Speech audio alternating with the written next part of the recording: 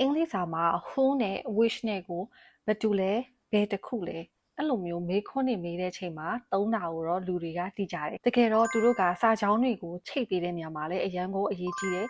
ဘယ်လိုလေးတွေသုံးလို့ရလဲဆိုတာကို teacher ကဒီနေ့ရှင်းပြမယ်မေးခွန်းမေးတဲ့အခါမှာ who ကိုလူတွေကိုမေးတဲ့ချိန်ဘယ်သူလဲဆိုပြီးတော့မေးတဲ့ချိန်တွေမှာသုံးလို့ရတယ် who is your friend which ကိုကြတော့ရွေးချယ်စရာနှစ်ခုရှိနေတဲ့ချိန်မှာဘယ်တစ်ခုလဲလို့မေးချင်တဲ့ချိန်မှာသုံးလို့ရတယ် which dress do you like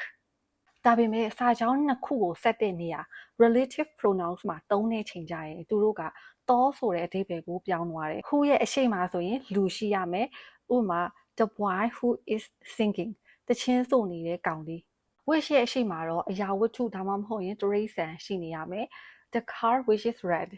အနီရောင်ဖြစ်သောကားလေးအလွယ်ပဲမယ်ဆိုရင်တော့ who ကလူအတွက် which ကတရိษံအရာဝတ္ထုပစ္စည်းတွေအတွက်သုံးမယ်။အားကြောင့်စက်တာပဲဖြစ်ဖြစ်မေးခွန်းတွေမေးတာပဲဖြစ်ဖြစ်ဒါလေးတွေကိုသိထားမယ်ဆိုရင်မမားတော့ဘူးပေါ့